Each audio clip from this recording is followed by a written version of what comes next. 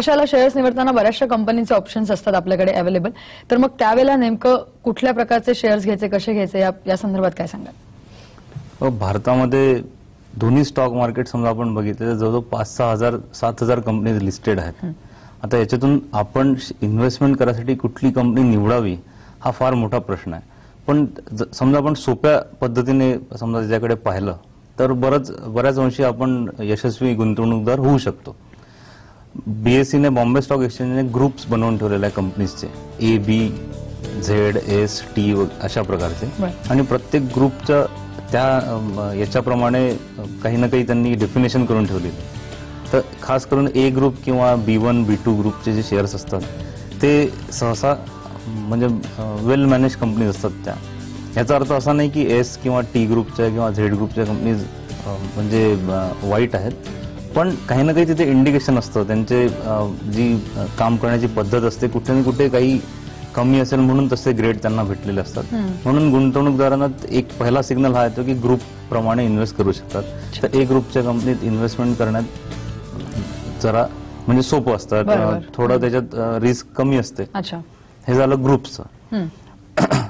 कसं करावं इन्व्हेस्टमेंट यासाठी दोन प्रकारचे अनालिसिस असतात, एक फंडामेंटल अनालिसिस आणि एक टेक्निकल अनालिसिस. फंडामेंटल अनालिसिस मध्ये प्रमोटरच्या गुडविल पासून तर प्रमोटरचा मागचा जो ट्रॅक रेकॉर्ड होता, कंपनीचे प्रॉडक्ट्स, कंपनीचे फ्युचर प्रॉस्पेक्ट्स, याच्या व्यतिरिक्त काही फायनान्शियल रेशिओज म्हणजे इन्व्हेस्टमेंट केली तर प्रॉफिट किती कमवते, ROI return on investment, ROC return on capital employed, असे सर्व पॅरामीटर्स बघून जी अनालिसिस केली जाते त्याला फंडामेंटल अनालिसिस म्हणतात. आणि मॅक्सिमम लॉंग टर्म इन्व्हेस्टमेंट करताना हा फंडामेंटल अनालिसिस हा जो पार्ट आहे हा खूप इम्पॉर्टंट आहे. आणि याला जोड इकॉनॉमिक्सची असते. मॅक्रो लेवलवरती इकॉनॉमिक्स स्टडी करावा लागतो आणि त्याच्यामधून मग फंडामेंटल अनालिसिस करून कंपन्या निवडाव्या लागतात. ही झाली एक प्रोसेस. दुसरं अनालिसिस आहे टेक्निकल अनालिसिस. या अनालिसिस मध्ये चार्ट्स बनतात रेटचे.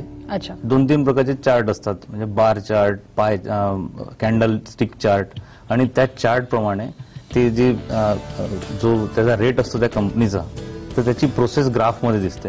आणि ते ग्राफ स्टडी करून केव्हा त्या स्टॉक मध्ये एंट्री करायची किंवा केव्हा त्या स्टॉक मध्ये एक्झिट करायची. आणि हे जे रेट्स असतात हे याला सपोर्ट व्हॉल्यूमचा असतो. म्हणजे त्या पर्टिक्युलर दिवशी त्या शेअरमध्ये किती व्हॉल्यूम झाला आणि त्या व्हॉल्यूम आणि त्या रेटचा असं कॉम्बिनेशनची जी स्टडी असते त्याला टेक्निकल अनालिसिस म्हणतात. तर हे दोन मुख्य अनालिसिस आहेत ज्याला आपण स्टडी करून स्टॉक मार्केटमध्ये एंट्री करू शकतो. नक्कीच नक्कीच. आपण आता सध्या पुढचा फोन घेऊया. आपल्यासोबत बुलढाण्यावरनं अजय आहेत. बोला अजय, तुमचा प्रश्न विचारा. बोला. नमस्कार सर. नमस्कार. मी नांदेडून बोलतोय, अजय जोशी. सर मी एक्सेल इन्फो हे शेअर घेतलेले आहेत. मी एक्सेल इन्फो हे शेअर घेतलेले आहेत सर. Excel info.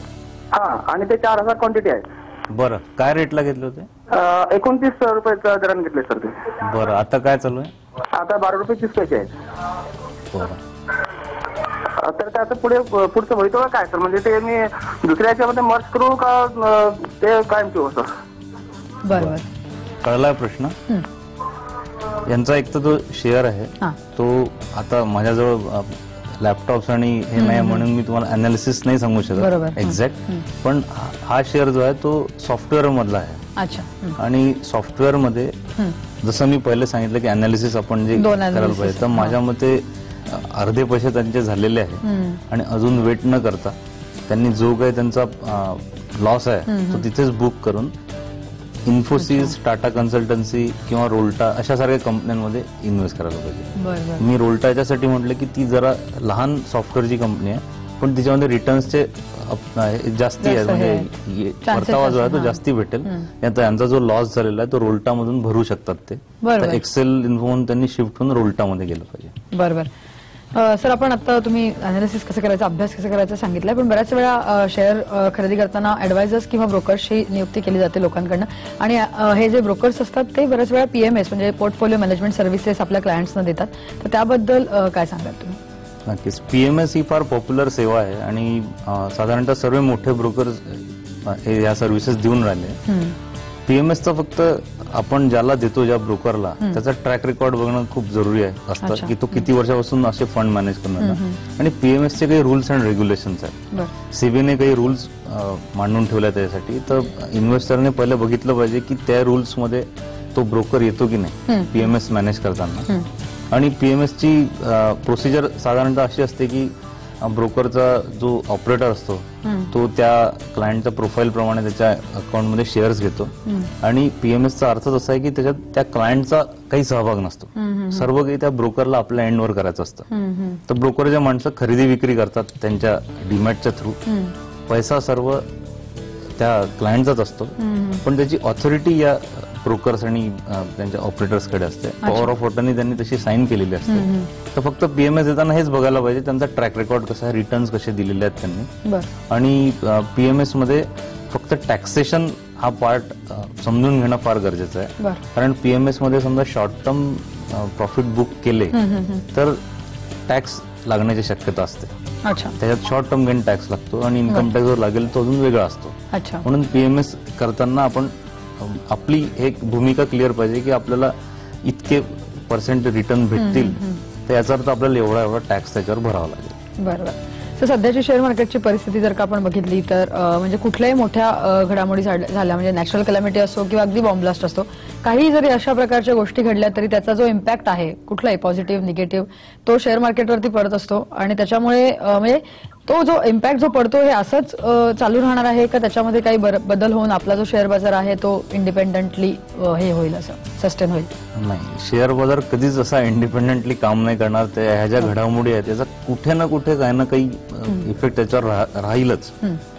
समजा काही नॅचरल कॅलॅमिटी झाली तर त्याच्यामध्ये कंपनीज कुठे ना कुठे लिस्टेड कंपनी काही ना काही कामात इन्व्हॉल्व्ह असतात. समजा त्यांचे कामं रखडले गेले तर त्याच्यामध्ये जो त्यांचा लॉस होतो त्यांच्या शेअर प्राइसवर त्याचा इफेक्ट पडतो. नॅशनल लेवलवरती असं होतं, इंटरनॅशनल लेवलवरही असं होतं कारण सर्व बाजार जुळलेले आहेत आपसामध्ये. म्हणून इथे काही कुठली घटना घडली तर त्याचे नक्कीच पडसाद शेअर मार्केटमध्ये येतात आणि हे चालूच राहील. म्हणजे त्याच्यात असं कधीच असं होणार नाही की शेअर बाजार एकदम आपलं वेगळं काम करून राहिला. त्याच्यात आपण फायदा कसा घ्यावा हे जास्त इम्पॉर्टंट. नक्कीच नक्कीच. आपण पुढचा फोन घेऊया. सध्या आपल्यासोबत बुलढाण्यावरनं वसंत आहेत. बोला वसंत, तुमचा प्रश्न विचारा. नमस्कार सर. नमस्कार. मी वसंत बोंडे बोलतोय मलकापूरवरून. सर माझा प्रश्न असा आहे की आता माझ्या डीमॅट मध्ये जवळपास 5 ते 6 सेक्टरचे शेअर्स आहेत. 5 ते 6 सेक्टर. त्याच्यामध्ये बँकिंग, फार्मा आणि त्याच्यानंतर आयटी सेक्टर आणि त्याच्यानंतर हेवी कॅपिटल गुड सारखे सेक्टर्स आहेत. तर मला अजून याच्यामध्ये कोणते सेक्टर मी कमी करायला पाहिजे की कोणत्या सेक्टरला अजून भविष्याच्या दृष्टिकोनातून प्राधान्य द्यायला पाहिजे ते मला थोडंसं सुचवाल का? तुम्ही किती कंपन्यांचे शेअर आहे म्हटलं तुमच्याकडे? माझ्याकडे बँकिंग सेक्टरमध्ये बँकिंग सेक्टर नाही आणि टोटल शेअर्स किती आहेत वेगवेगळ्या कंपन्यांचे? किती कंपन्यांचे शेअर्स आहेत? बँकिंग सेक्टर मध्ये माझ्याकडे bank of Baroda, bank of India, state bank आहे. त्याच्यानंतर हेवी कॅपिटल गुड्स मध्ये L&T आणि भेल सारखे शेअर्स आहेत. आणि फार्मास्युटिकल मध्ये माझ्याकडे डॉक्टर रेड्डी आणि बायोकॉन आहे. बरं. आणि अजून कोणकोणते शेअर्स मी अजून भविष्यात बाय करायला पाहिजे की जेणेकरून माझा पोर्टफोलिओ एक चांगल्या प्रकारे तयार होईल? मला समजला प्रश्न. ऍक्च्युअली तुमची बाईंग जी आहे वेगवेगळ्या सेक्टर मधली ती फार चांगली आहे आणि शेअर्सही तुम्ही चांगले निवडलेले आहेत. पण माझ्या मते तुम्ही नंबर ऑफ कंपनीज जास्ती वाढवलेल्या आहेत तर त्या पहिले कमी कराव्या आणि जसं एका सेक्टरची एकच कंपनी घ्यावी. समजा आपल्याला खूप मोठा पोर्टफोलिओ वाढवायचा असेल तर माझ्या मते 4-5 तुमचे सेक्टर्सही व्यवस्थित आहे तर तुम्ही एकच करा ती कंपनी आणि त्याच कंपनीचे जास्तीत जास्त शेअर घ्या. म्हणजे तुम्हाला डिव्हिडंडही चांगला भेटेल आणि त्याचे रिटर्न्सही चांगले भेटेल. नक्कीच. आपण या विषयाचं तुमच्याकडे आणखी मार्गदर्शन करून घेऊया. प्रश्नचिन्हामध्ये इथे वेळ झाली आहे एका छोट्याशा ब्रेकची.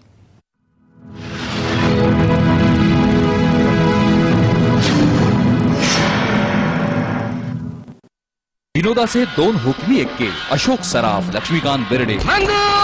दादा राजा तुझ्याकडे शक्ती आहे, राम तुझ्याकडे युक्ती आहे. धम्माल जोडी रविवार 13 नोव्हेंबर संध्याकाळी 7 वाजता फक्त साम टीव्हीवर. जिमी थांब.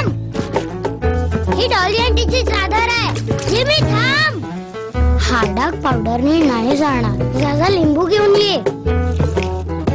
आंटी माझी चूक आहे. लिंबू ब्लू ब्लीच आहे ना, निघून जाईल. का सर्फ एक्सेल नाहीये? ब्लू ब्लीच लिंबाची शक्तियुक्त नवीन सर्फ एक्सेल, जी ग्रीस, लोणचं यासारखी चिवटा घटवते सहजपणे. बहुतेक तुला पण सर्फ एक्सेलने धुवावं लागणार. Sir thank you sir. अरे तुम्ही नाही, मी तुम्हाला म्हणायला हवं थँक्यू. थँक्यू. अहो नाही सर. अहो मग सर्वांना सिक्युरिटी देता तुम्ही. खूप लकी आहे तुमची फॅमिली. खूप लकी. फॅमिली? जर इतक्या लोकांना सिक्युरिटी देता तुम्ही तर तुमच्या फॅमिलीला तर तुम्ही नाही विसरला. द्या इकडे. ड्युटी करता करता स्वतःची सिक्युरिटी, फॅमिलीची सिक्युर. तुम्ही हे पकडा. तुम्ही ते 10 मिनिटं थांबा. फक्त 10 मिनिटं लागतात. तुमचे डिटेल्स भरा, कव्हर निवडा, पेमेंट करा आणि congratulations. Family secured for life. ICICI Prudential life insurance. आयुष्यातली सर्वात मोठी जबाबदारी निभवा फक्त 10 मिनिटात. Sir ICICIPruLife.com. ओके. सुवर्ण स्पर्श gems and jewellery private limited मधून तज्ञ ज्योतिषांच्या मोफत मार्गदर्शनाद्वारे सवलत दरात आपले भाग्यरत्न मिळवा आणि आपल्या समस्यांवर मात करा. आणि 30 दिवसात फरक न पडल्यास 100% रक्कम परत. संपर्क 9233141152. आयुर्वेदाचं औषधीकरण जे आहे ते खूप महत्वाचं आहे. म्हणून असा विचार केला की औषधीकरणातली बरीचशी औषधं जी आहेत किंवा आयुर्वेदाचे काही ते बेसिक समजवावे.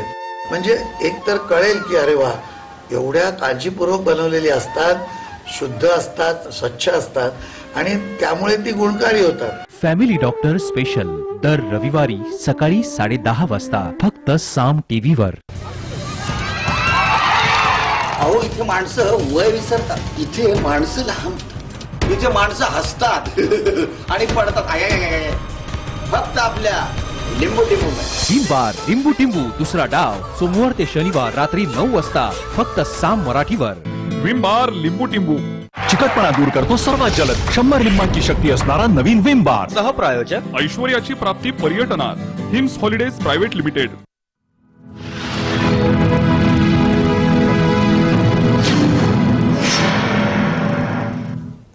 ब्रेक नंतर प्रश्नचिन्हामध्ये तुमचं सगळ्यांचं पुन्हा एकदा स्वागत. शेअर मार्केट विषयी आज आपण जाणून घेतोय. तुमचाही काही प्रश्न असतील, काही शंका असतील तर तुम्ही आम्हाला फोन करू शकता. त्यासाठी आमचा नंबर आहे 02266843333. सर, आपण भारताचा जर का GDP बघितला तर त्याचा जो रेट आहे, त्याचा जो दर आहे, त्याचा आणि शेअर मार्केटचा कितपत आणि कसा संबंध असतो? फार म्हणजे जवळचा संबंध आहे. आणि GDP म्हणजे ग्रॉस डोमेस्टिक प्रॉडक्ट याचा जो म्हणजे कुठल्याही देशासाठी GDP फार इम्पॉर्टंट असतो. आणि सहसा प्रत्येक हेडलाईन्सला कोणी कोणी तुम्ही वाचत असाल की अमुक देशाचा GDP इतका झाला, चायनाचा आणि भारताच्या GDPची कॉम्पिटिशन आहे. तर पूर्णच्या पूर्ण म्हणजे GDP मध्ये या कंपन्यांचा फार मोठा सहभाग असतो, ज्या कंपन्या लिस्टेड आहेत. कारण भारताची ग्रोथ म्हणजेच काय तर आपल्या इंडस्ट्रीची ग्रोथ. आणि तर ते कुठे ना कुठे हा संबंध फार जवळचा झालेला आहे. त्यामुळे GDPचं एक्सपेक्टेशन समजा कमी झालं तर शेअर मार्केट गडगडतं. अच्छा. तर त्याचा अर्थ असा आहे की आपली ग्रोथ जी आहे ती थोडी मंदावेल. आणि ग्रोथ मंदावेल म्हणजे प्रॉफिट कमी येतील. प्रॉफिट कमी येतील तर शेअर रिटर्न्स नाही देऊ शकणार, म्हणून मंदी येते. म्हणून GDP आणि शेअर मार्केटचा फार घनिष्ठ संबंध आहे. आणि भारताची जी अर्थव्यवस्था आहे ती समजा 9.5 ते 10% समजा ग्रो करेल या स्टेजहून, तरी आपली एकदम उत्तम अर्थव्यवस्था होईल. पण सध्या त्याच्याबद्दल बरेचसे कॅल्क्युलेशन चालू की 7%च होईल, 7.5 होईल, 8च होईल. पण एवढ्या अशा परिस्थितीमध्ये 7 ते 8% नाही वाढलं समजा GDP, तरी माझ्या मते खूप चांगली ग्रोथ इथून समोर येईल. आणि म्हणूनच GDP आणि मार्केट बद्दल नेहमी आपल्याला वाचायला भेटतं आणि लोकांच्या वेगवेगळ्या चर्चा होतात त्याच्याबद्दल. बरोबर, नक्कीच. आपण पुढचा फोन घेऊया. सध्या आपल्यासोबत औरंगाबादवरून संकेत आहेत. बोला संकेत, तुमचा प्रश्न विचार. हॅलो, बोला. हा मॅडम, मला म्हणजे शेअर बाजाराची स्टार्टिंग करायची, म्हणजे मला शेअर्स विकत घ्यायचे. बोला बोला. हॅलो. हा बोला. हा मॅडम. हॅलो. हा बोला, तुमचा आवाज ऐकू येतोय. सलग प्रश्न विचारा. शेअर्स विकत घ्यायचे आहेत मॅडम कंपनीचे, तर कसे विकत घ्यावे लागतील? म्हणजे मला स्टार्टिंग करायची आहे. त्यांचं असंच म्हणणं आहे की सुरुवात करायची आहे त्यांना, शेअर मार्केट मध्ये यायचं आहे. कशा प्रकारे घेता येईल? तर माझ्या मते त्यांनी पॅन कार्ड समजा त्यांच्याकडे असेल तर पॅन कार्ड समजा नसेल तर पॅन कार्ड त्यांना उघडावं लागेल. बरोबर. आणि त्याच्यानंतर त्यांनी कुठल्याही सब ब्रोकरच्या थ्रू डीमॅट अकाउंट उघडून ते शेअर्स मध्ये एंट्री करू शकतात, शेअर्स घेऊ शकतात, पण थ्रू डीमॅट होऊन. ओके सर, आरबीआयचं जर का आपण बघितलं तर आता सुद्धा मध्ये इंटरेस्ट रेट चेंज झाले, तर असे आरबीआयचे इंटरेस्ट रेट असतात ते मधनं चेंज होत असतात, तर मग त्याचा शेअर मार्केटवरती कशा प्रकारे फरक होतो, इम्पॅक्ट होतो आणि तो कसा असतो? जसं आपण जीडीपी बघितलं, जीडीपी भविष्यात कसा राहील त्याच्यावरून शेअर मार्केटची चाल ठरते. सेम तशाच प्रकारे आपली सेंट्रल बँक जी आहे, जी इंडियाची RBI, reserve bank of India, हिचाही खूप महत्वाचा रोल असतो. आणि जो महागाईचा दर जो वाढून राहिला त्याला कंट्रोल करण्यामध्ये आरबीआयचा बऱ्याच अंशी त्यांचा हातभार असतो. म्हणजे ते लिक्विडिटी जेव्हा क्रंच येतो किंवा लिक्विडिटी एक्सेस होते तेव्हा आरबीआय वेगवेगळ्या पद्धतीने हे रेट्स कमी किंवा जास्त करत राहते. सर, त्याच्यामध्ये या ज्या टर्म्स येतात, रिव्हर्स रेपो रेट येतो किंवा रेपो रेट येतो, तर त्याविषयी या टर्म्स म्हणजे नेमक्या काय आहेत का, त्याविषयी काय सांगाल? साधारणतः 3 टर्म्स आहेत ज्या आपण नेहमी वाचतो किंवा ऐकतो, पण सहसा आपल्याला माहित नसतं ते काय. तर ते मी CRR, रेपो रेट आणि रिव्हर्स रेपो. तर CRR हा जो असतो कॅश रिझर्व्ह रेशो राहतो. आणि आपल्या ज्या बँका आहेत राष्ट्रीयकृत आणि बाकीच्या बँका ज्या आहेत यांच्याकडे जे डिपॉझिट्स असतात तर त्याचं काही ना काही पर्सेंटेज त्यांना आरबीआय कडे डिपॉझिट ठेवावं लागतं आणि त्याच्या बदल्यात त्यांना एक इंटरेस्ट भेटतो किंवा त्यांना तेवढं डिपॉझिट तिथे ठेवावं लागतं, त्याला कॅश रिझर्व्ह रेशो म्हणतात आणि तेवढा प्रत्येक बँकेला ठेवावा लागतो. हा कमी जास्त होऊ शकतो. जेव्हा बँकेला वाटेल की आता पैसा आपल्याकडे थोडा जास्ती पाहिजे तेव्हा तो वाढतो. CRR. बरोबर. आपण आता जर का बघितलं शेअर मार्केटमध्ये तर बरेच घोटाळेही होताना दिसतात, त्याच्यामुळे कदाचित बरेच जण शेअर मार्केटमध्ये जाताना पण थोडेसे संभ्रम अवस्थेत असतात. तर अशा वेळेला या सगळ्या घोटाळ्यांपासून दूर राहून एक प्रॉपर ट्रेडिंग करता यावं याकरता कशा प्रकारची काळजी घ्यायला पाहिजे?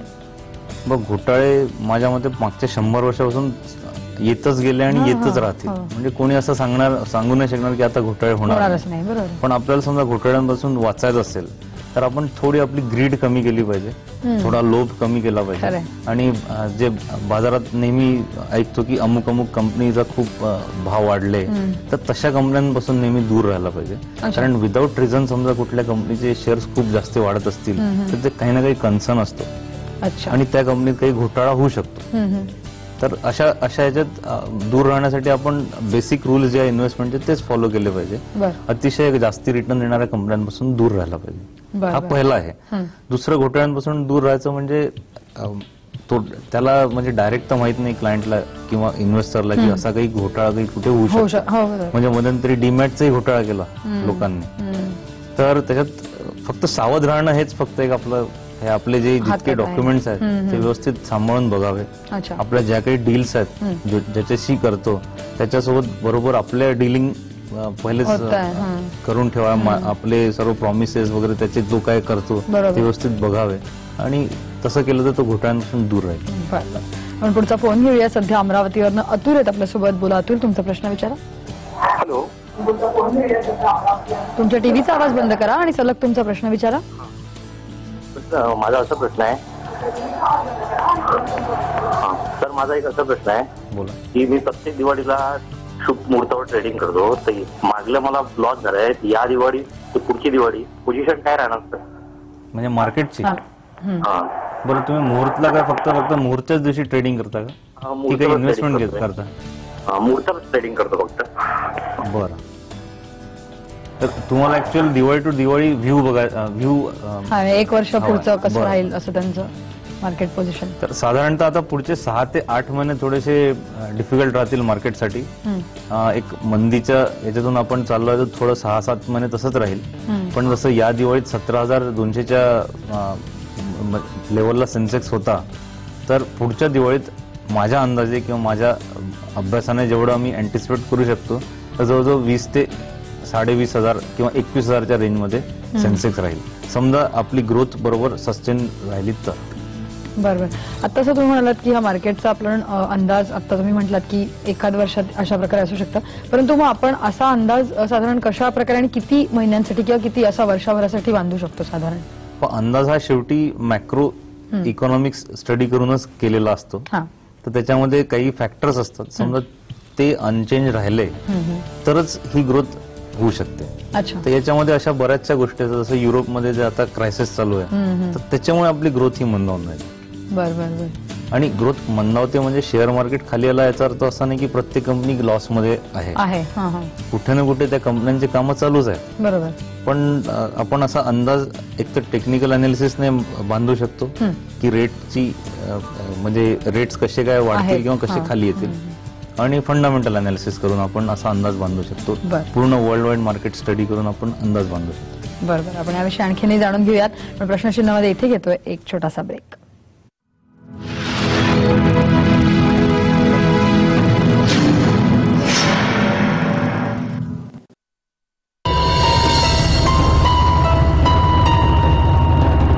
हे माझे बाबा.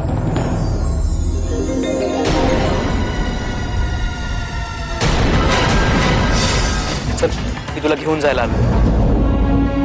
भैरोबा सोमवार ते शनिवार संध्याकाळी 7 वाजता फक्त साम टीव्हीवर.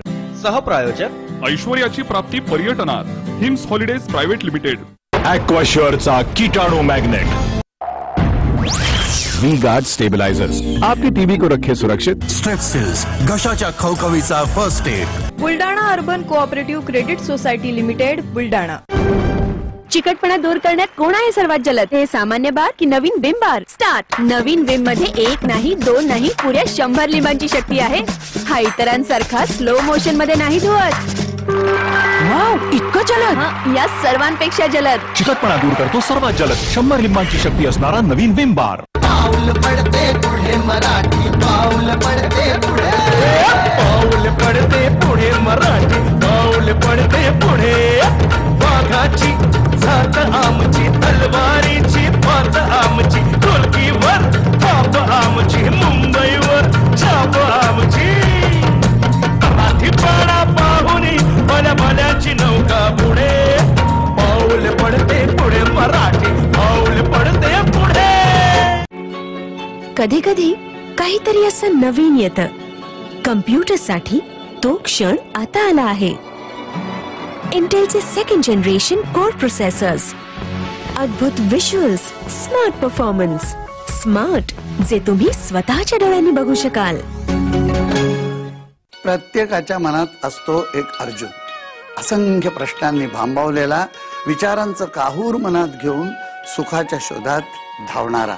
परंतु चुकीच्या मार्गाने जाणाऱ्या तुमच्यातल्या अर्जुनाला नव्या संदर्भासहित नव्या जगात सुखाचा मार्ग दाखवण्यासाठी, जगण्याचा अर्थ सांगण्यासाठी चिरंतन आणि संपूर्ण विश्वाला मार्गदर्शन करणारी अशी श्रीमद भगवद्गीता. श्री गीता योग वर्जन 2011 सोमवार ते शनिवार सकाळी 7:30 वाजता फक्त साम मराठीवर. मी आता जाहीर सगळ्यांसमोर सांगू इच्छितो की मी दत्तक पुत्र नाही. मला कधी कोणी एखाद्या भाकरीच्या तुकड्यावर वगैरे असं घेतलेलं नाहीये.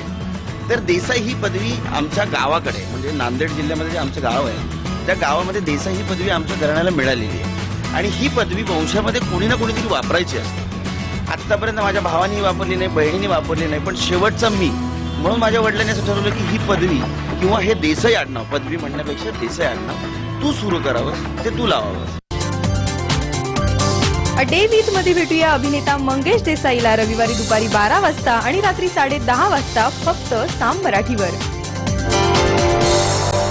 बाजीरावर प्रेमाचं जाळं टाकून फार मोठं काम केलंय.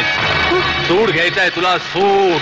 जेव्हा जीवाभावाची मैत्रीणच ठरते जन्माची वैरीण. मराठी चित्रपट पाठ राखीण रविवार 13 नोव्हेंबर दुपारी 1:30 वाजता फक्त साम टीव्हीवर.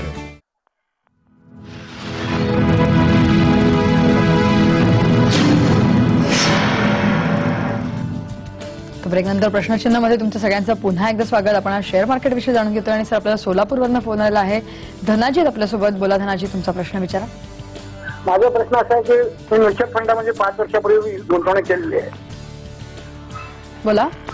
5 वर्षापूर्वी म्युच्युअल फंडामध्ये SBI मध्ये पैसे गुंतवणूक केलेली आहे, पण अजूनपर्यंत मला काही रिस्पॉन्स मिळाला नाही. मी जेवढी इन्व्हेस्टमेंट केली 10% मायनस मिळत आहे. किती टक्के मायनस झाली? 10% मायनस म्हणजे. आणि परत आर पॉवर घेतला. आर पॉवर आज आम्ही 425 रुपये घेतला. 1 रुपये रेट आहे त्याचा. काय करावं? ते ठेवावं का काढून टाकावं? बरं,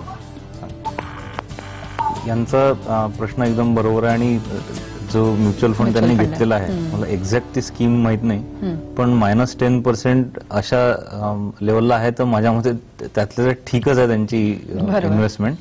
पण 5 वर्षापूर्वी समजा त्यांनी दुसऱ्या काही स्कीम निवडल्या असत्या HDFC टॉप 200 किंवा प्रुडन्स सारख्या, तर माझ्या मते आजही त्यांचा पैसा म्हणजे वरतीच असता. आणि दुसरा त्यांचा जो प्रश्न होता की आर पॉवर त्यांनी जो घेतला, तर मी जसं पहिले म्हटलं की कुठल्याही कंपनीला खूप जास्ती हाईप समजा झाला तर तिच्यापासून दूर राहायला पाहिजे. सेम तशाच प्रकारे आर पॉवर जेव्हा IPO आला होता तर खूप जास्ती हाईप झालं होतं, त्यांच्याकडे डीमॅट नव्हते, त्यांनी डीमॅट उघडून तो शेअर घेतला. तर माझ्या मते त्यांनी आर पॉवरचे पूर्ण शेअर विकून NTPC सारख्या भारताच्या नंबर 1 पॉवर जनरेशन कंपनीमध्ये शिफ्ट व्हायला पाहिजे. तर कदाचित त्यांचा जो लॉस आहे तो ऍटलिस्ट डिव्हिडंडच्या स्वरूपात तरी काही निघेल आणि पुढच्या 2-3 वर्षात जे मागच्या 2-3 वर्षात त्यांचा लॉस झाला तो निघण्याची शक्यता आहे. नक्कीच. आपण शेअर बाजाराविषयी बोलतोय सर, पण सोनं ही आपल्याला दुर्लक्षित करून चालणार नाही. सोनं हा विषय असा आहे की सर्वसामान्यांचा अगदी जिव्हाळ्याचा विषय, आणि तसं बघायला गेलं तर सोन्यातही आता लोक इन्व्हेस्टमेंट म्हणून बघायला लागलेत सोन्याकडे. तर सोन्याचं बघितलं आपण तर गेल्या काही महिन्यात जो भाव आहे तो चढाच आहे, म्हणजे तो उतरताना दिसत नाहीये. वाढतोय भाव, तर त्याच्या मागची नेमकी कारण कशा प्रकारची आहे? पण एक सर्वात महत्वाचं कारण आहे की सर्व जागतिक शेअर बाजारामध्ये मंदी असल्यामुळे एक अल्टरनेट ऍसेट क्लास म्हणून लोक सोन्याकडे बरोबर, हे सर्वश्रुत आहे, म्हणजे सर्वांना हे माहिती आहे.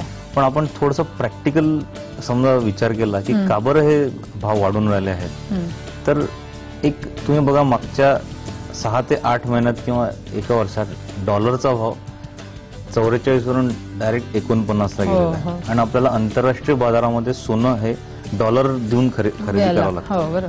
एकदम कॉमन सेन्स आहे की जी गोष्ट 45च्या भावाने भेटत होती ती 49च्या भावाने घ्यावी लागून राहिली, म्हणूनही सोन्याचा भाव वाढून राहिला. तर लोकांनी हे कारण दुर्लक्षित न करता, त्याच्या मागे अतिशय न लागता, एकदम तेजीमध्ये खरेदी न करता थोडा भाव, जेव्हा त्यांनी डॉलरचा भाव ट्रॅक करावा, जेव्हा डॉलर 47 किंवा 46च्या रेंजमध्ये होईल तेव्हा मला वाटतं फ्रेश इन्व्हेस्टमेंट करायला पाहिजे सोन्यामध्ये, आता नाही. आणि आता समजा त्यांच्याकडे इन्व्हेस्टमेंट चांगली सरप्लस झाली असेल मागच्या वर्षभरात सोन्याची, तर थोडंसं सोनं विकूनही त्यांनी सेंटिमेंटल न होता थोडा सोन्याचा पार्ट विकून दुसऱ्या ऍसेट क्लासमध्ये शिफ्ट व्हायला पाहिजे, त्यांना जो कम्फर्टेबल वाटतो तो. पण सोनं वाढण्याचं, डॉलर वाढण्याचं खूप हे संयुक्तिक कारण आहे, आणि आपल्या पूर्ण जो साठा आहे सोन्याचा तो अजूनही माझ्या मते खूप नाहीये. म्हणजे समजा आपण बाकीच्या देशांशी कम्पेअर केलं तर भारताचा ऍज अ कंट्री साठा खूप कमी आहे, पण आपले ते रिटेल पार्टिसिपेशन भरपूर असल्यामुळे जो 15,000 टनाचा साठा गोल्ड कौन्सिलच्या रिपोर्टनुसार आपल्या भारतीयांकडे आहे, तेवढा अमेरिकेकडे पण नाही रिटेलमध्ये, पण ऍज अ कंट्री त्यांच्याकडे आहे. तर अजूनही भरपूर काही सोन्यामध्ये घडामोडी होतील, चढ राहीलच, पण चढ असा शार्प नाही राहणार. या डॉलरच्या रेटमुळे ते थोडंसं फ्लक्च्युएट होत राहील. बरोबर, नक्कीच. आपण पुढचा फोन घेऊया. अहमदनगरवरनं मारुती आहेत आपल्या सोबत सध्या. बोला मारुती, तुमचा प्रश्न विचारा. तुमचा टीव्हीचा आवाज बंद करा आणि सलग प्रश्न विचारा. Hello madam. हॅलो मॅडम, मी एडके मारुती बोलतोय अहमदनगरवरून. बोला. मी पुण्यामध्ये ग्लोबल मार्केटिंग असते ना, तिथे अकाउंट खोललं होतं, एजंट मार्फत. मला फोन आला होता, मी ते 400 रुपये देऊन ते ड्राफ्ट वगैरे करून त्यांनी माझं अकाउंट खोलून घेतलं. नंतर ते मला म्हणले 10,000चा चेक पाठवा, मी तुमच्या शेअर मध्ये मार्केटमध्ये पैसे गुंतवतो, आणि मला त्या शेअर मध्ये 6,000 रुपये लॉस आला. आणि आता नुसते मॅसेज येतात तुमचे एवढे पैसे शिल्लक आहेत, एवढं आहे ते. आता ते सरांना हे मला एजंट मार्फत करावं की स्वतः घरी करावं, आणि ते पैसे कसे काढायचे मला पुन्हा? त्या ब्रोकरचं नाव काय होतं तुमच्या? ग्लोबिंग मार्केटिंग होतं सर. ते कुठलं मार्केटिंग? ग्लोब मार्केटिंग पुण्यामध्ये. बरोबर, ग्लोब मार्केटिंग. आणि तुम्हाला काही त्यांनी असं परताव्याची हमी दिली होती का काही? तुम्ही 10,000 रुपये टाकले तर? हो, ते म्हणजे तुम्हाला एका वर्षात दाम दुप्पट करून देतो. बरं, ठीक, आला मला समजला प्रश्न. सर्वात पहिले तर ब्रोकर कुठलाही असो, पण त्याने समजा परताव्याची हमी दिलेली आहे, तर माझ्या मते साहेबांनी तिथे जायला नव्हतं पाहिजे. पण त्यांनी जे काही सांगितलं की आम्ही देऊ, तर पहिले त्याचा शहानिशा करून घ्यायला पाहिजे होतं की खरंच असं होऊ शकतं. एका वर्षात दाम दुप्पट होणं फार कठीण आहे. तर आता माझ्या मते त्यांचा जेवढा पैसा आहे तेवढा काढून त्यांनी थोडा चांगल्या ब्रोकरकडे जाऊन आपलं डीमॅट तिथे शिफ्ट करायला पाहिजे, बाकी काहीच करू शकत नाही. आणि त्यांची तक्रारही करू शकत नाही, कारण प्रत्येक डीमॅट मध्ये पॉवर ऑफ अटर्नी साईन असते, त्याच्यामध्ये मेन्शन असतं की तुमच्या ब्रोकरला अधिकार आहे तुमच्या शेअरची खरेदी विक्री करायचा.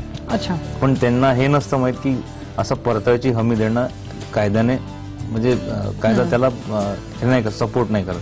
अच्छा, आपण जर का पुढच्या 4-5 वर्षांचा सर विचार केला तर मग साधारण चांगला एक परतावा मिळावा यासाठी कुठल्या सेक्टरच्या ज्या शेअर्स आहेत त्यांना लोकांनी प्राधान्य द्यायला पाहिजे? कसं आहे, शेअर मार्केटमध्ये प्रत्येक एक डिकेड जे असतं ते कुठल्या ना कुठल्या 2-3 सेक्टरचं असतं. नक्कीच नक्कीच. आता 99 समजा आपण 95 ते 2005 वगैरेचा 10 वर्षाचा समजा विचार केला तर सॉफ्टवेअर कंपनीजने खूप चांगले रिटर्न दिले. त्याच्या पहिले टेक्सटाईल मिलचा खूप दबदबा होता, सिमेंट सेक्टरचा खूप दबदबा होता. तर असं प्रत्येक एक डिकेड किंवा प्रत्येक एक 5-6 वर्ष एका सेक्टरचे असतात. मध्यंतरी टेलिकम्युनिकेशन सेक्टरला खूप तेजी होती, पण जसं जसं या सेक्टरचं एक सॅच्युरेशन होतं तसं तसं त्यांच्या प्रॉफिटेबिलिटी कमी होतात आणि मग त्यांचे शेअर स्टॅग्नंट होतात. अच्छा, तर आपण समजा आता सुरुवात समजा करायची असेल तर काही सेक्टर्स जे उदयोन्मुख आहेत त्याच्यामध्ये आपला इंडियन फार्मास्युटिकल सेक्टर आहे जो फार तेजीत काम करतो, कारण जगभरात आपल्या औषधांना डिमांड आहे. आणि 2 प्रकार असतात फार्मा इंडस्ट्रीमध्ये, जेनेरिक ड्रग्स वाली आणि दुसरी वेगळ्या प्रकारच्या नॉन जेनेरिक ड्रग्स वाली. तर त्याच्यामध्ये दोन्ही ह्याच्यात आपलं खूप चांगलं काम आहे. बायोटेक्नॉलॉजी सेक्टर फार्माशीच रिलेटेड आहे, तोही खूप उदयोन्मुख सेक्टर आहे, तर त्याच्यात इन्व्हेस्टमेंट करावी. इंडियन बँकिंग सेक्टर जसं मी नेहमी म्हणतो खूप अंडर याच्यात आहे, म्हणजे अंडर स्टेटेड आहे. इंडियन बँकिंग सेक्टर मधले स्टॉक्स खूप चांगले आहेत. तिसरा एक अजून महत्वाचा सेक्टर हेल्थ केअर इंडस्ट्री, याच्यात खूप जास्ती डिमांड आहे पुढच्या 4-5 वर्षामध्ये, कारण भारतामध्ये चांगल्या सुविधा नाही आहेत हॉस्पिटल्सच्या वगैरे. तर हा सेक्टर खूप याच्यामध्ये चांगले रिटर्न भेटतील. अजून एक सेक्टर आहे जो ऍग्रिकल्चरशी रिलेटेड आहे. अच्छा, ऍग्रिकल्चरशी रिलेटेड जितकेही फर्टिलायझर कंपनी आहे, जितकेही ड्रिप इरिगेशनच्या कंपनीज आहेत, तर यांना भरपूर स्कोप आहे आणि यांना खूप रिटर्न्स भेटतील. आणि पॉवर सेक्टरशी रिलेटेड जे अँसिलरी कंपनीज आहेत, जसं ट्रान्सफॉर्मर सप्लायर्स किंवा ज्या जसं पॉवर जनरेशन होतं आणि तो सप्लाय होता, तर याच्यामध्ये खूप सारे लॉसेस होतात ट्रान्समिशन अँड डिस्ट्रीब्युशन मध्ये. तर हे लॉसेस कमी करणाऱ्या काही कंपन्या, अशा कंपन्यांमध्ये समजा इन्व्हेस्टमेंट केली तर खूप चांगले रिटर्न. नक्कीच नक्कीच. आपण सेक्टर्स बद्दल जाणून घेतलंय, कंपनीज बद्दल जाणून घेऊया. पण आधी सध्या फोन घेऊया. मुंबईवरून आपल्यासोबत सध्या सुबोध आहेत. बोला सुबोध, तुमचा प्रश्न विचारा. हॅलो सर, नमस्कार. नमस्कार सर, मी सुबोध पवार म्हणतोय. सर, मला एवढं सांगा, सकाळी 9 वाजता करन्सी मार्केट चालू होतं, राईट, आणि 9:45 सर अगेन कमोडिटी मार्केट चालू होतं. सर, करन्सी मार्केट आणि कमोडिटी मार्केट याचा सर काय फरक पडतो निफ्टी वरती, निफ्टी फ्युचर वरती? हॅलो, आला माझ्या लक्षात प्रश्न. सकाळी 9 ते 9:15 प्री मार्केट असतं आणि त्याच्यानंतर म्हणजे अर्ध्या पाऊण तासाने कमोडिटी मार्केट सुरू होतं. तर कमोडिटी मार्केटमध्ये ज्या हालचाली होतात तर त्याच्याशी रिलेटेड जे शेअर्स आहे, फॉर एक्झाम्पल कॉपरमध्ये समजा काही हालचाल असेल तर नक्कीच हिंदुस्थान कॉपर लिमिटेड किंवा ॲल्युमिनियम मध्ये काही असेल तर हिंडाल्कोचे शेअर्स, किंवा टीन काही म्हणजे स्टीलशी काही रिलेटेड असेल तर सेल किंवा टिस्को, टाटा स्टील, या शेअर्समध्ये नक्कीच काही ना काही हालचाल दिसून येते अर्ध्या तासात. तर त्याचा आढावा घेऊन कमोडिटी मार्केटमध्ये तुम्ही ट्रेडिंग करू शकता.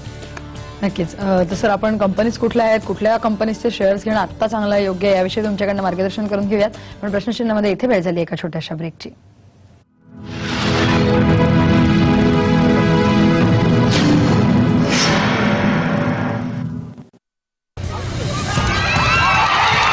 अहो, इथे माणसं वय विसरतात, इथे माणसं लहान, इथे माणसं हसतात आणि पडतात. फक्त आपल्या लिंबू टिंबू. विमबार लिंबू टिंबू दुसरा डाव सोमवार ते शनिवार रात्री 9 वाजता फक्त साम मराठीवर. विमबार लिंबू टिंबू चिकटपणा दूर करतो सर्वात जलद 100 लिंबांची शक्ती असणारा नवीन विमबार. सहप्रायोजक ऐश्वर्याची प्राप्ती पर्यटनात hymns holidays private limited. Pappu और पापा पेश करते हैं पेप्सोडेंट जर्मी चेक मैग्नेट्स. पेशवी मैग्नेट्स ये करते क्या है? लू के कीटाणु रावण की सेना है और मैग्नेट्स वीर सेना। वीर मैग्नेट कीटाणु से चिपक जाते हैं, उनका सफाया कर देते हैं ताकि सड़न ना हो। कैसे? वीर मैग्नेट हमें छोड़ दो, आशीर्वाद दो माते, मैग्नेट्स की सेना जीत रही है। ले आइए मैग्नेट वाला नया पेप्सोडेंट जर्मी चेक, करे 2 मिनट में 95% तक कीटाणुओं का काम तमाम। Sir thank you sir. अरे तुम्ही नाही, मी तुम्हाला म्हणायला हवं थँक्यू. थँक्यू. अहो नाही सर. अहो आम्हा सर्वांना सिक्युरिटी देता तुम्ही. खूप लकी आहे तुमची फॅमिली, खूप लकी.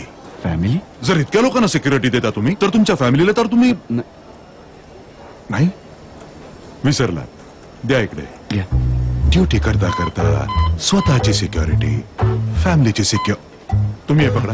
तुम्ही ते 10 मिनिटं थांबा, फक्त 10 मिनिटं लागतात. तुमचे डिटेल्स भरा, कव्हर निवडा, पेमेंट करा आणि congratulations. Family secured for life. ICICI Prudential life insurance. आयुष्यातली सर्वात मोठी जबाबदारी निभवा, फक्त 10 मिनिटं. Sir ICICIPruLife.com. ओके.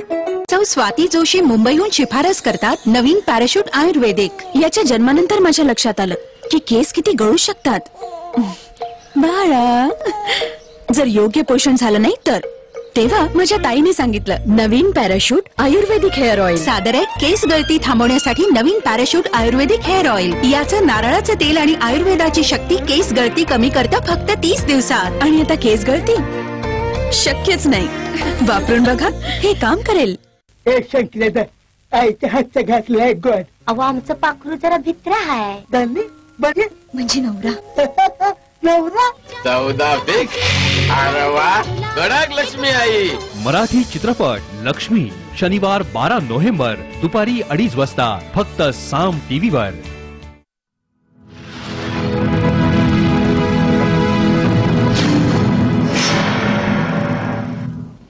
ब्रेकनंतर प्रश्नचिन्हमध्ये तुमचं सगळ्यांचं पुन्हा एकदा स्वागत. शेअर मार्केट विषयी आज आपण जाणून घेतोय आणि आपल्याला पुण्यावरनं फोन आलेला आहे सध्या. उर्मिला आपल्यासोबत. बोला उर्मिला, तुमचा प्रश्न विचारा. नमस्ते सर. नमस्ते. मला असं विचारायचं की मला शेअर ट्रेडिंग स्टार्ट करायचं आहे, तर त्याबद्दल मला माहितीसाठी कुठला कोर्स करायला हवा का, अजून कुठून गायडन्स मिळेल आणि कुठल्या कंपन्यांची म्हणजे हे करायला पाहिजे, कुठल्या कंपन्यांमध्ये गुंतवणूक करायला फायदेशीर ठरेल ते पण जरा सांगा. तुम्हाला ट्रेडिंग मध्ये इंटरेस्ट आहे की तुम्हाला शेअर्स मध्ये इन्व्हेस्टमेंट करायचे? कारण 2 प्रकार असतात. शेअर मध्ये इन्व्हेस्ट करायचं. बरोबर, ठीक. तर याच्यासाठी समजा यांनी ट्रेनिंग घेतलं तर फारच चांगलं. कारण मार्केटमध्ये बरेचसे लोक शेअर मार्केटवरती ट्रेनिंग घेतात 15 दिवसाचं 1 महिन्याचं. तर ते केलं तर त्यांना बरेचसे बारकावे माहीत पडतील मार्केटचे.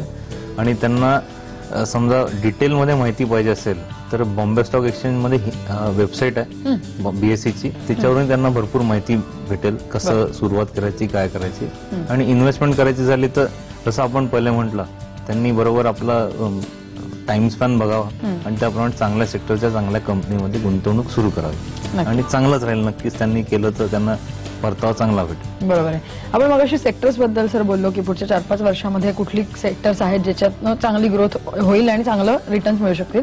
तर त्याचप्रमाणे अशा प्रकारे पुढच्या 4-5 वर्षांचाच विचार केला तर सेक्टर्स बरोबरीनेच कंपनीज कुठच्या आहेत ज्याच्यामध्ये आता जर का चांगली इन्व्हेस्टमेंट होऊ शकते किंवा चांगला परतावा मिळू शकतो?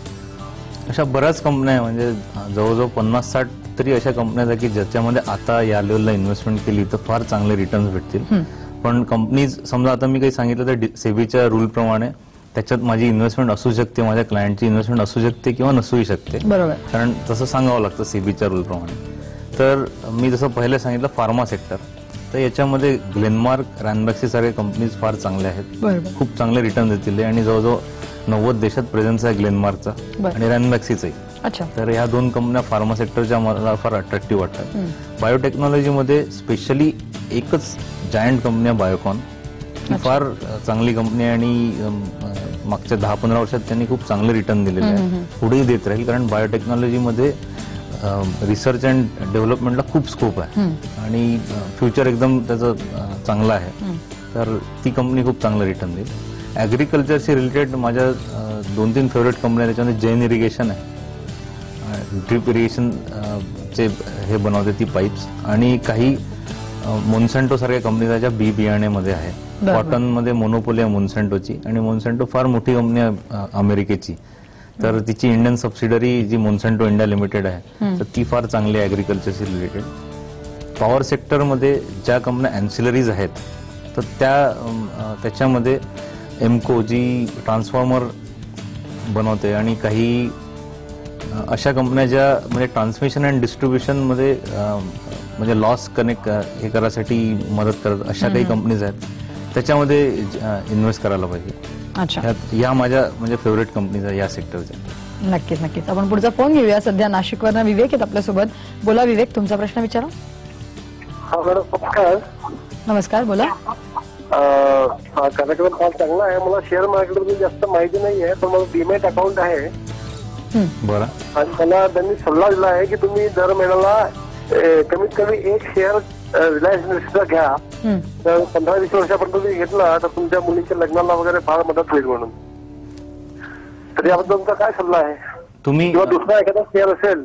तुम्ही कुठला शेअर सांगितलं तुम्ही? Reliance industries. बरं, आणि केव्हापासून घेतलाय की तुम्हाला फक्त कोणी सल्ला दिला? हा, एंजल ब्रोकिंग मध्ये अकाउंट आहे माझा. त्यांनी सांगितलं की तुम्ही ट्रेडिंग करू नका, तुम्हाला नॉलेज नाही आहे, तर तुम्ही दर महिन्याला एक शेअर घ्या. बरोबर, आलं लक्षात. नाही तर शेअर समजा तुम्हाला रिलायन्स घ्यायचा असेल तर तो नक्कीच चांगला शेअर आहे. भारताची नंबर 1 कंपनी आहे मार्केट कॅपिटलायझेशन पाहिलं तर, आणि ऑइल अँड गॅस सेक्टरशी रिलेटेड आहे. आणि रिलायन्सचा तसा आपण मागच्या 25-30 वर्षाचा रेकॉर्ड समजा बघितला तर तिने एकदम चांगला परतावा दिलेला आपल्या इन्व्हेस्टर्सला आणि आपल्या जे शेअर होल्डर्स आहेत त्यांना. तर माझ्या मते समजा तुम्ही फोकस राहिले आणि एकाच कंपनीचे म्हणजे रिलायन्स सारख्या भरपूर शेअर घेतले तर तुम्हाला नक्कीच चांगला परतावा भेटेल. पण त्याच्यामध्ये एकच म्हणजे तुम्ही खबरदारी घ्यायची की डोळे बंद करून इन्व्हेस्टमेंट नाही करायची. जरी ती रिलायन्स असली तरी काही ना काही चुक्या काही होऊ शकतात पुढे. तर आपण समजा त्याचं अॅनालाइज केलं आणि घेत राहायचं, शेअर्स घेत राहायचे, पण बघतही राहायचं. म्हणजे असं डिपेंडंट नाही राहायचं की ही आपल्याला एवढा पैसा भेटेलच, कारण शेअर बाजारात अशी कुठल्याही गोष्टीची गॅरंटी नसते. पण नक्कीच रिलायन्स सारखा शेअर तुम्ही समजा घेतला तर तुम्हाला खूप चांगले रिटर्न भेटतील, घ्यायला पाहिजे. तसं सरांनी म्हटलं की आतापासून त्यांना असा सल्ला मिळाला की आतापासूनच जर का त्यांनी एक शेअर घेतलं तर त्यांना पुढे जाऊन फ्युचरिस्टिक त्याचा फायदा होईल. तर अशा प्रकारचा फायदा शेअर मार्केटमधनं अशा व्यवस्थित इंटरव्हल्समध्ये जर का इन्व्हेस्टमेंट केली तर होऊ शकतो का? नक्कीच नक्कीच, भरपूर फायदा होऊ शकतो. आणि फक्त फोकस राहायला पाहिजे आणि कंपनीचे भाव चढो किंवा खूप खाली येऊ आपण ते शेअर्स घेतलेच पाहिजे. आणि असे घेत राहिले तरच अक्युमुलेशन चांगलं होईल, त्या प्रत्येक भावात येतील, त्याच्यामुळे ऍव्हरेज चांगला होईल आणि रिटर्न्स खूप चांगले होतील. अच्छा, आपण इंट्राडे ट्रेडिंग म्हणजे काय, नक्की काय सांगाल प्रेक्षकांना? इंट्राडे ट्रेडिंग म्हणजे आज शेअर घेणे आणि आजच विकणे. अच्छा, म्हणजे 9 वाजता मार्केट ओपन होतं, 9:15 पासून ट्रेडिंग सुरू होते आणि 3:30ला मार्केट बंद होतं. तर या 9:15 ते 3:30च्या दरम्यान तुम्ही कितीदाही बाईंग सेलिंग करू शकता आणि आजच घेऊन आजच विकणे, याला इंट्राडे ट्रेडिंग म्हणतात. बरोबर. पण साधारण हे इंट्राडे ट्रेडिंग करताना कशा प्रकारचे धोके असू शकतात, काय त्याच्यामध्ये लूपहोल्स आहेत, काय ड्रॉबॅक्स आहेत? इंट्राडे ट्रेडिंग मध्ये भरपूर धोके आहेत. म्हणजे जास्तीत जास्त लोक इंट्राडे ट्रेडिंग मध्ये लॉसच करतात आणि शेअर मार्केट बदनाम होण्याचं सर्वात मेन कारण हे इंट्राडे ट्रेडिंगच आहे. पण समजा आपण इंट्राडे ट्रेडिंग व्यवस्थित केलं तर त्याच्यातूनही फायदा होऊ शकतो. त्याच्यासाठी डेडिकेशन लागतं आणि त्याच्यात रूल्स आहेत, तर ते फॉलो केले तर त्याच्यातूनही फायदा होऊ शकतो. बरोबर. आपण पुढचा फोन घेऊया. सध्या नंदुरबारवरनं ज्योती आपल्यासोबत. बोला ज्योती, तुमचा प्रश्न विचारा. हा, मी नंदुरबारहून ज्योती नाईक बोलते. मी SIP मध्ये SIP स्कीम आहे, त्याच्यात मी दर महिन्याला 2,000 रुपये गुंतवते 20 वर्षासाठी. तर साधारण मला 20 वर्षानंतर त्याच्यातून किती परतावा मिळेल? तुमची कुठली स्कीम आहे, तुम्ही नाव सांगू शकता का? SIP. नाही, SIP तर आहे, पण त्या कुठल्या कंपनीची SIP आहे, म्हणजे कुठल्या म्युच्युअल फंडची? ते नाही सांगता येणार मला. ते म्हणजे याच्या ब्रोकर थ्रू हे केलेलं आहे. बरं. तर मला ते नाही सांगता येणार, पण SIP स्कीम आहे एवढं सांगितलेलं आहे. कारण काय, समजा मला ते कुठल्या सेक्टरची कुठल्या म्युच्युअल फंडची असेल हे कळलं असतं तर मी नक्कीच तुम्हाला किती रिटर्न येतील हे सांगितलं असतं.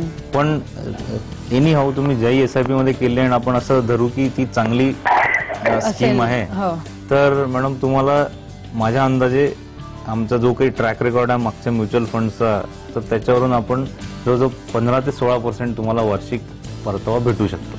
त्यामुळे तो चांगला पैसा भेटेल त्यावेळेस, समजा तुम्ही 20 वर्षासाठी कंटिन्यू केली तर. बरोबर. ऑनलाईन ट्रेडिंग बद्दलही सर आपण तुमच्याकडनं मार्गदर्शन करून घेऊया. आपण प्रश्नचिन्हामध्ये इथे घेतोय एक छोटासा ब्रेक.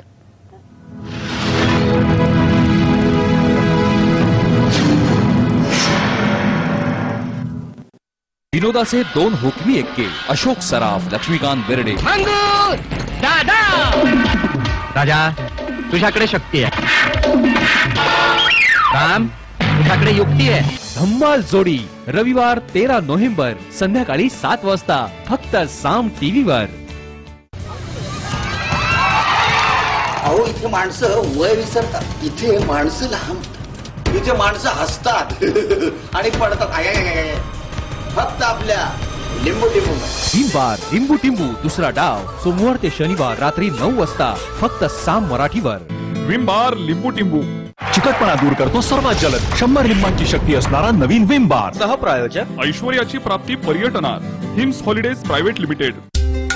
आयुष्य म्हणजे केवळ जगणं नव्हे, तो असतो एक ध्यास असामान्य कर्तृत्वाचा, एक महत्वाकांक्षा स्वप्नांना गवसणी घालण्याची. यातूनच उलगडते यशस्वी जीवनाचं खरं रहस्य. पॅराशूट आयुर्वेदिक हेअर ऑइल प्रस्तुत मधुरा सोमवार ते शनिवार दुपारी 2 वाजता फक्त साम टीव्हीवर. पॅराशूट आयुर्वेदिक हेअर ऑइल प्रस्तुत मधुरा. नवीन पॅराशूट आयुर्वेदिक हेअर ऑइल सादर आहे केस गळती थांबवण्यासाठी नवीन पॅराशूट आयुर्वेदिक हेअर ऑइल. सहप्रायोजक पर्यटनाचा मनमुराद आनंद गिरीकंद. खूप मोठा प्रॉब्लेम झाला. तू अशी घाबरलेली काय? मला आईने माझ्या खोलीत कोंडून ठेवलंय.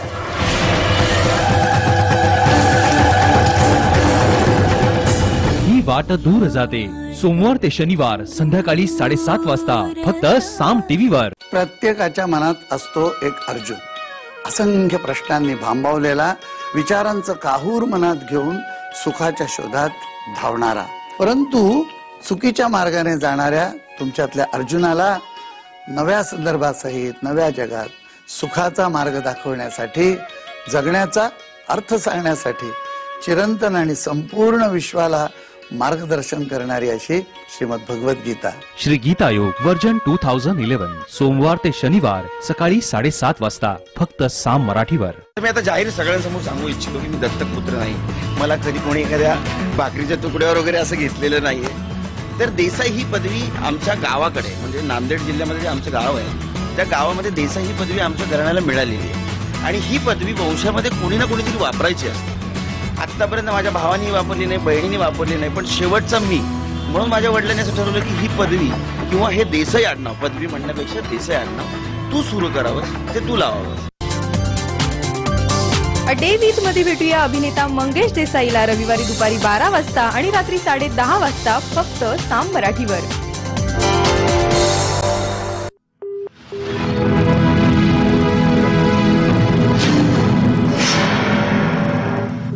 ब्रेक नंतर प्रश्नचिन्हामध्ये तुमचं सगळ्यांचं पुन्हा एकदा स्वागत. आपण शेअर मार्केट विषयी जाणून घेतोय.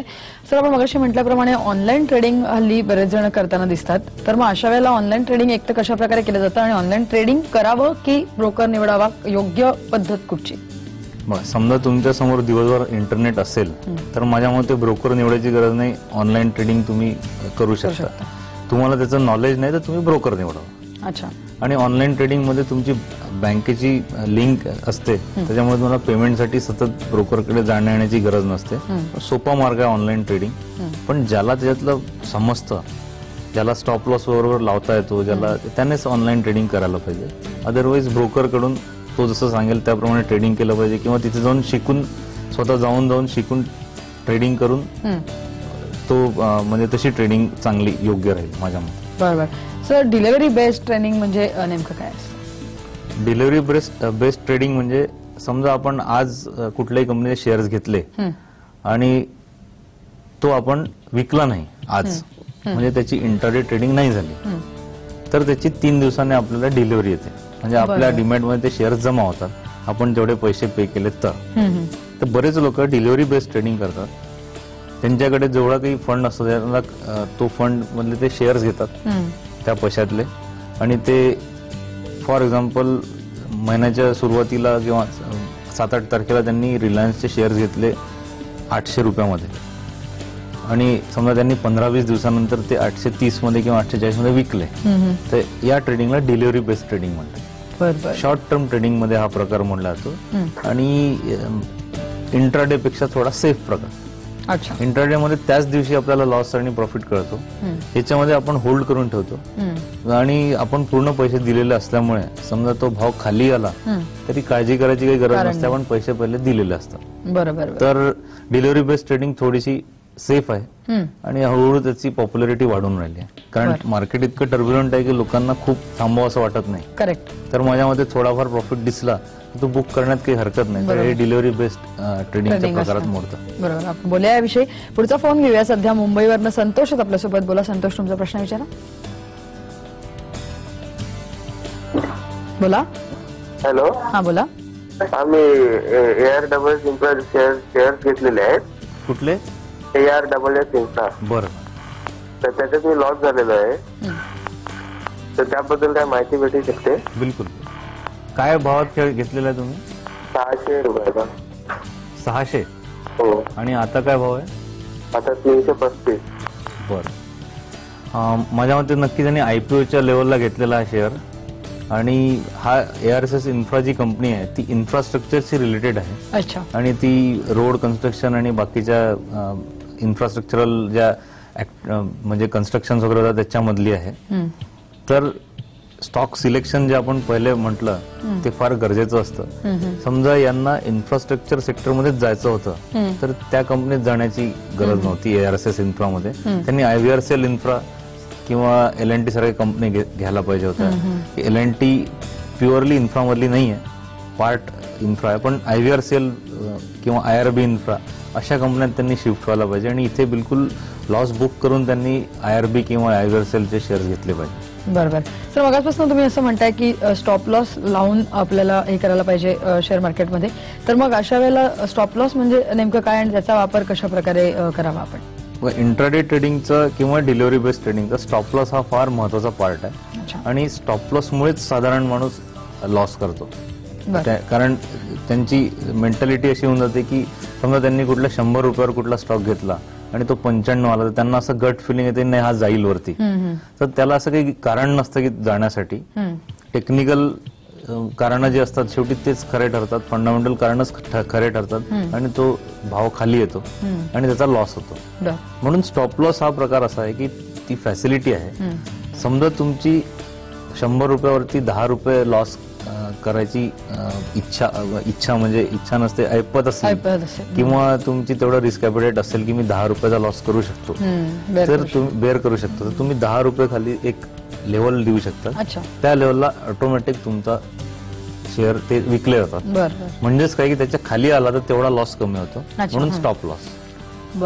तर ही स्टॉप लॉस हे नेहमी टेक्निकल अनालिसिस वरून ठरले जातात की अमुक कंपनी या भावावरती आली तर इतकी येऊ शकते, इतकी खाली आली तर त्याच्या खाली इतकी येऊ शकते. तर मग आपण त्याप्रमाणे आपण स्टॉप लॉस लेवल लावायच्या आणि आपली ट्रेडिंग करायची. बरोबर. आपण पुढचा फोन घेऊया. सध्या पुण्यावरनं दिलीप आहेत आपल्यासोबत. बोला दिलीप, तुमचा प्रश्न विचारा. हॅलो. हा बोला. हा, माझा प्रश्न असा आहे. बोला सलग तुमचा प्रश्न विचारा. हा, माझा प्रश्न असा आहे की मी 9 सालापासून निरनिराळ्या कंपन्यांचे निरनिराळे शेअर्स घेतोय मी आणि इन्व्हेस्टमेंट मध्ये तशी काही फार नाहीये. पण आता मगाशी कोणतं ते रिलायन्स बद्दल बोललं आणि रिलायन्सचं जे आहे ते टीव्हीचं जे ऐकून म्हणजे एक्सपर्ट कॉमेंट्स वगैरे ऐकून ते फार म्हणजे 12 साली इतके होतील तितके होतील वगैरे हा एक प्रकार झाला. त्याचबरोबर मोठ्या मोठ्या ज्या कंपन्या आहेत त्या आता नॅचरली मार्केट खाली असल्यामुळे खाली असणारच आहे, तो वाद नाहीये. पण म्युच्युअल फंडाच्या बाबतीत सुद्धा माझी निराशा अशी झाली की 6 सालापासून मी जी काही गुंतवणूक केलेली होती तर मी मध्यंतरी काढले पैसे त्यातले, पण ते पैसे मला बँकेच्या व्याजा इतके सुद्धा मिळाले नाहीत. म्हणजे त्यातनं मिळणारा जो काय मला आणि माझा तो डिव्हिडंड ऍडेड होता, म्हणजे आपण काय म्हणतो ग्रोथ स्कीम होती त्याची, असं सगळं ते होतं. म्हणजे आता मला कळत नाही की अजून किती वेळ थांबावं लागेल आपल्याला. कारण काही शेअर सुद्धा बोलायचं म्हटलं तर काही शेअर 9 सालापासून आहेत, काही 10 सालापासून शेअर्स आहेत. आणि आता कसं काय म्हणजे हे सांगितलं तर बरं. बाकी काही म्युच्युअल फंडच्या स्कीम्सचं काही नाव सांगाल का तुमच्याकडे कुठल्या आहेत? चला सांग ना ते.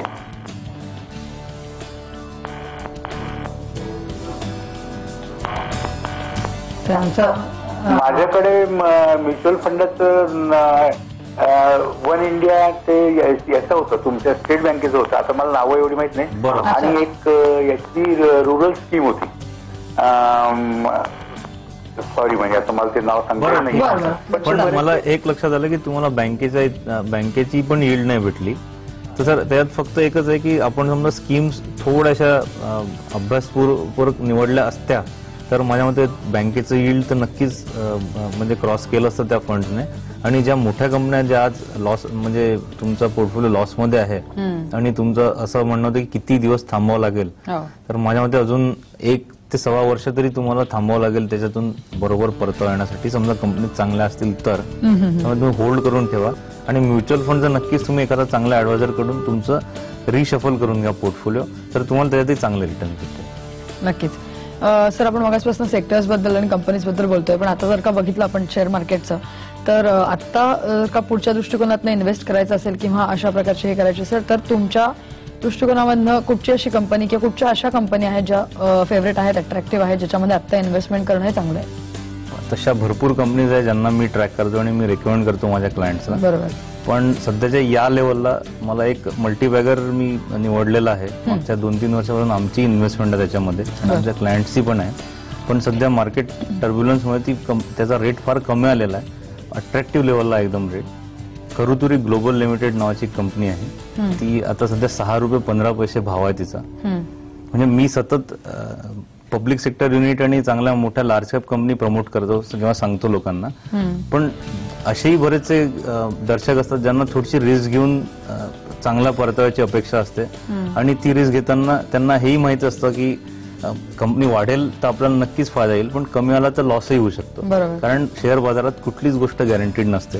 पण आपण समजा अभ्यास करून कुठल्या कंपनीत म्हणजे इन्व्हेस्टमेंट करायचं झालं तर माझ्या मते करुतुरी ग्लोबल लिमिटेड ही जगभरातली नंबर 1ची फ्लॉवर कल्टिवेटर कंपनी आहे. आणि त्यांच्या इतका रोज कोणीच बनवत नाही. त्या लार्जेस्ट रोज कल्टिवेटर आहेत ते वर्ल्डचे. आणि त्यांचं जवळजवळ 110 देशात हा रोज एक्सपोर्ट होतो. आणि त्यांचं हे रोजचे जे फार्म्स आहेत ते इथिओपिया आणि केनियामध्ये आहेत. आणि त्याच्या व्यतिरिक्त कंपनी जवळजवळ 3 लाख हेक्टर जागा त्यांनी इथिओपियात आणि टांझानियात अक्वायर केलेली आहे 99 वर्षाच्या लीजवरती. त्याच्यामुळे त्यांना भरपूर इन्कम येणार आहे. आणि ते ज्या सेक्टरमध्ये प्रॉफिट मार्जिन्स भरपूर आहेत. आणि इंडियन बेस्ड कंपनी आहे, इंडियन प्रमोटर आहे आणि आफ्रिकेमध्ये काम करणाऱ्या टॉप मोस्ट कंपनीपैकी ही कंपनी आहे. आणि फ्लॉवरची डिमांड, रोजची डिमांड खूप जबरदस्त आहे युरोपियन आणि बाकी कंट्रीजमध्ये. तर यांची प्रॉफिटेबिलिटी बघता आणि यांचे फ्युचर प्रोजेक्ट जे आहेत ते बघता म्हणजे ही कंपनी नंबर 1 पाम प्रोड्युसर होऊ शकते, ही जी एवढी लँड बँक त्यांनी अक्वायर केलेली आहे. आणि रिटर्न्सही भरपूर दिले होते या कंपनीने, पण आता काही ना काही कारणामुळे फ्लड्समुळे म्हणा किंवा काही जागतिक मंदीमुळे थोडा भाव खाली आलेला आहे. तर ही एक्सिलेंट अपॉर्च्युनिटी आहे अशा लोकांना ज्यांना चांगला पैसा कमवायचा आहे. पण डिस्क्लेमर हेच राहील की याच्यात गॅरंटी नाही, पण नक्कीच 6-6.25 रुपयाच्या लेवलवर समजा काही खरेदी केलं आणि त्यात चांगला रिटर्न्स 2-4 वर्षात भेटले, पण नक्कीच 3-4 वर्ष तरी वेट करावं लागेल, पण खूप चांगले रिटर्न्स भेटले. बरोबर. आता फक्त आता ज्या शेअर मार्केटमध्ये लोकांना यायचं त्याच्यासाठी टिप्स म्हणून काय सांगाल?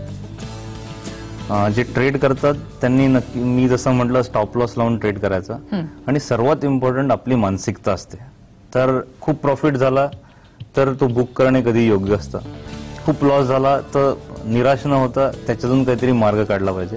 आणि मी नेहमी म्हणतो की आपली ग्रीड, आपला लोभ नेहमी थोडा दूर ठेवायला पाहिजे. कारण आपल्याला कमी मेहनत करून समजा पैसा भेटत असेल तर आपण जास्ती लोभ न केलेला बरा. बरोबर आहे. नक्कीच. तर सर आज तुम्ही त्याला छान मार्गदर्शन केलं.